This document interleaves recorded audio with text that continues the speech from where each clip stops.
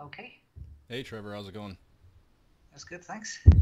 Good. So yeah, I mean, I guess I guess we could just jump right into it. This will be the fourth episode of what I'm calling the testimonial technique. That's the name of my show, and really the idea of my show is that I like to promote, any products or services that the people I'm interviewing are actually promoting by using testimonials or positive comments.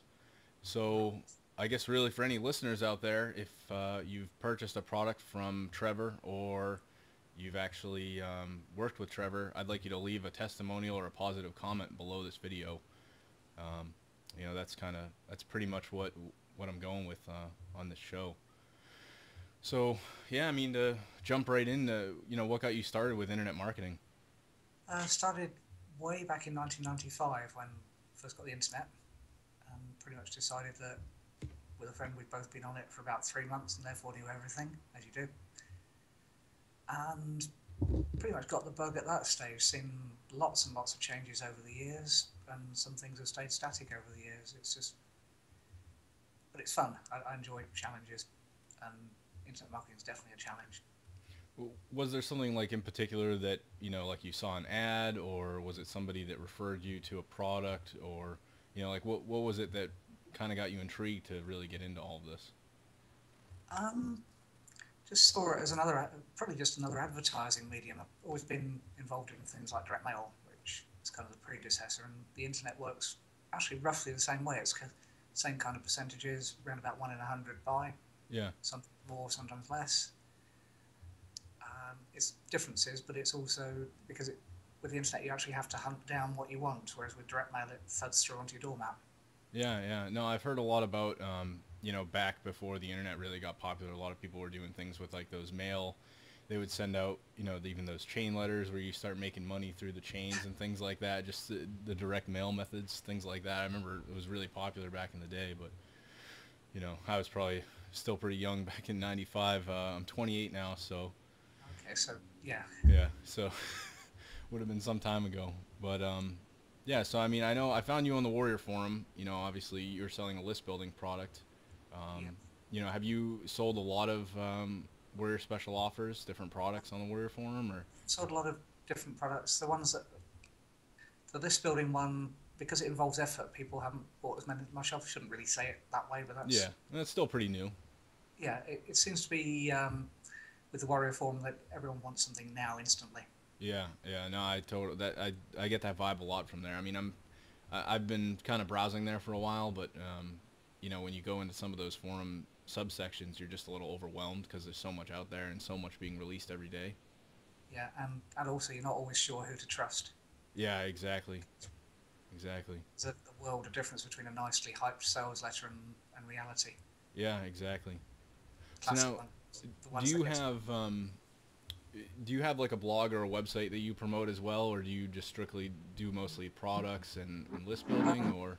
I've got my own. I've got lots of different websites. If you're in internet marketing, you're almost a sort of kleptomaniac for domain names. Yeah, yeah, of course. So I've got various niches. The main one that's my own name is trevordumbleton.com, but there's lots of other niches as well where I'll go down. Quite enjoy the self-help market. Yeah, yeah. I'll add a link to your blog. If you send me the link, I'll add a link below the video for the show notes so anybody can check out your blog. Um, I guess what are some of the strategies that you're promoting today that you really enjoy? Um, Obviously, I What? know list building's working for you. Yeah. Well, the side effect of that comes out of creating products because with a list you can either promote your own product or you promote other people's or a mixture of both. Um, but when someone buys the product, obviously you put them on a list because then they're a buyer's list, which is generally more responsive than just someone who's Right. Yeah, people who actually are willing to buy versus people who are just leads. yeah. There's a world of difference in any market for that, and the internet's no different. And there's also a difference between people that bought a product for a handful of dollars versus ones that have bought maybe 100 or even $1,000 product. Right. True. True. Now, have you are there any particular courses that you might have gone through that you might recommend to others, or anything that you've like particularly gotten into that you really enjoyed? I mean, obviously, if you've been doing this for since 1995, I'm sure you've seen quite a bit, you know? Yeah, seen a lot. I mean, there's different markets. You've got people like Perry Marshall, and if you're into AdWords, he's still world leader. He's very good if you've got the patience to do all the analysis that you need to do with AdWords. And the person I'm following recently is a guy called Sean Mize, Mm-hmm. who's again very real world. He's not into the hype. So you're going to get page one of Google. Generally, he's just actually done a product where he gets page one of Google, but that's for a very long tail keyword, which is the only way you can get there nowadays. Yeah, yeah. I know I've heard a lot about, you know, some people will just make these niche sites and then they'll basically target a lot of long tail keywords, and then that's how they'll, you know, bring in a lot of traffic to the niche sites and use that as leverage to create profit. Yeah, it's the way I prefer, because otherwise, if you target anything even vaguely competitive, it just takes Google forever to realise that your content's any good. Yeah, yeah. For the long tail keyword, they're actually over the moon that you've got something that, well, we can give a result that actually matches what the person typed in. Yeah, exactly, exactly. Yeah, I mean, I've had some luck ranking some things on Google that are, you know, I wouldn't say super competitive, but I usually try to go after stuff that's, you know, maybe 2,000 searches a month at most. Yeah. And then it's not, you know, too competitive, something that's just ludicrous, you know, going to be too difficult to really rank anywhere near the first page, you know. Yeah, the other one, I don't even go by the figures in the keyword tool, because generally they're wrong. Yeah. Even though we tend to believe figures that a computer prints, because obviously we trust them. Yeah, exactly. The kind of keyword phrases I go for are the ones, you know, when you type stuff in and it will suggest as you type. Yeah, yep, yeah. They're based on what people are typing in at this moment in time. Yeah, I noticed that that's just relevant to what people may have searched for, even though a lot of those results you might not see within the Google keyword tool. Yeah, they don't show in the keyword tool sometimes ever, or sometimes for 3 or 4 months until it catches up.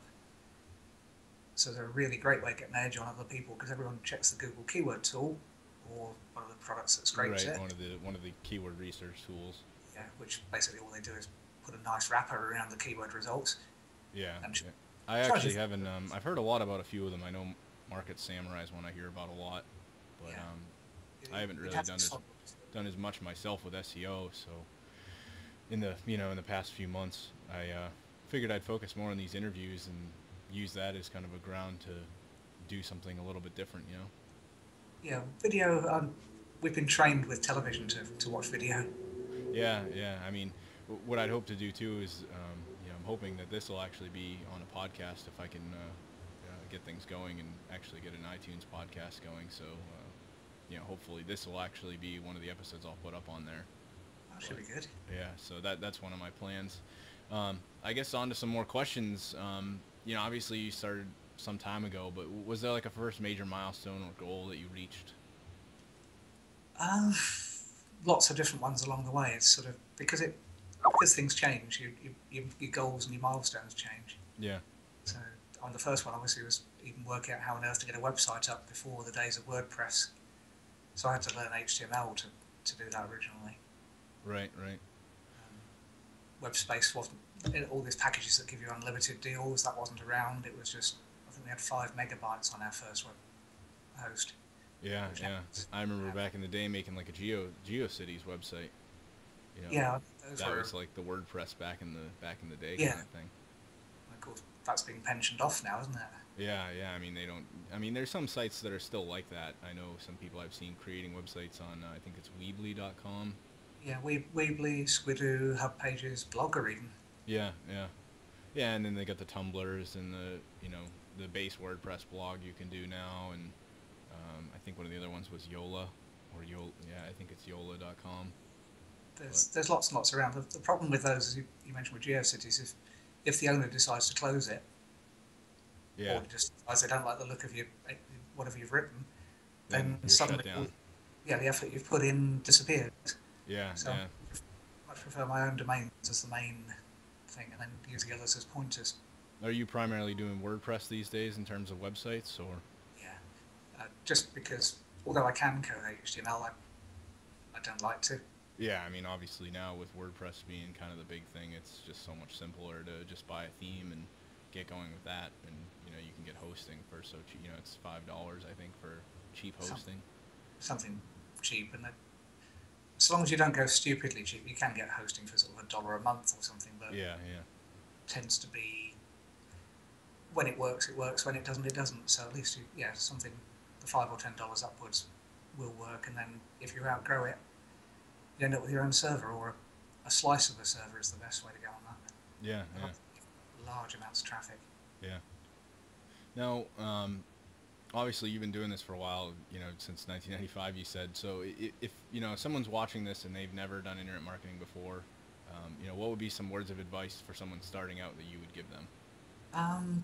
Start by doing some research, finding someone you trust, and follow one or two people you trust rather than today's offer and then tomorrow you follow tomorrow's offer, which is a lot of beginners you'll notice will go for From thing to thing.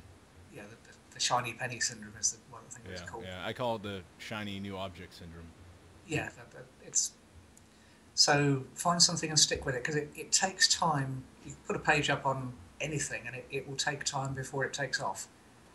So if you're jumping even weekly, it hasn't had a chance to take off, whereas you need to give it probably 3 months upwards, and there'll be a time when you're thinking, this is never going to work, and then suddenly you think, oh, I had a visitor yesterday. Yeah. So basically focus is pretty much the best advice you're suggesting. Far and away the best advice, even though at times you think it's boring. Yeah. No, I mean, I totally agree with you. I've had my own, you know, jumping around. I mean, I've been doing internet marketing now for, I guess, probably about 8 or 9 months, and I've jumped around a little bit, and I could definitely agree with what you're saying, because there's so much out there. You know, if you go on some of these internet marketing forums like the Warrior Forum, there's so many new things coming out. So, I mean, it's mostly just finding something that you like and then sticking with that.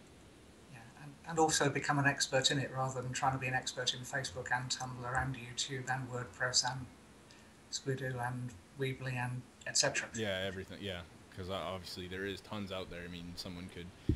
That's what I found so interesting about doing these interviews is I've talked to some people. You know, there's a guy I'm going to be talking with, I think, on Tuesday, and he makes a killing off Fiverr.com. Right. And you know, that's like his thing. You know, he's all about social media, whereas he might not really be doing some of the list building tactics like other people might be doing. And he's just selling services, you know. So it's like totally interesting, because that's like where he focused, you know. Yeah, I've used Fiverr as a buy. I've bought stuff on Fiverr a lot, but I'm not a seller there. Not a seller, yeah. I've bought a few things too. Have you actually had any luck? I guess while on the subject, is there anything in particular you bought on Fiverr that you found was like really useful in terms of? I mean, was it marketing stuff or? I've actually done a Warrior special offer on it. Oh, really? Basically, certain services, and I found on one of the ones I did was I had a problem on a website I was looking after for someone, and I couldn't work it out, and someone on Fiverr fixed it for $5. Yeah. Took it in the bottom 25% of speed to the top 25% of speed. Yeah. And they probably thought they ripped me off for $5, and I was thinking, wow, it'll take me hours to research that, and I'd still not figure it out. Yeah. And yeah, I mean, it's all who you know, you know. Yeah, there's all sorts of things. And a couple of years ago, I bought a birthday video for a friend. Oh, right. You can have the people make the videos for you doing some birthday song or whatever it is. Hand cooing, you go, that kind of thing. Yeah. And did that. It was personalised with a guy's name in the middle. Yeah, that's cool. Yeah. No, I've seen that a lot. They've got a lot of people on there who do stuff like that. So that kind of thing, rather than the spam 3 million links on wherever.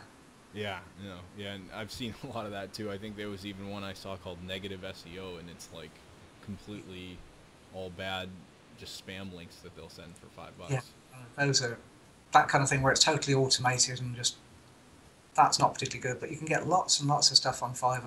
Videos you can get done. You know, these popular animated ones where you got the almost dismembered hand writing stuff on screen. Yeah. You can get those done for $5, obviously. Yeah, I think. Are you referring to the video scribing? Is it where they have? Is it like? It's like basically just someone with a hand and it's writing animation, and as the person videos, talks. I think can be called. Yeah. So stuff like that. I was going to say I have seen those.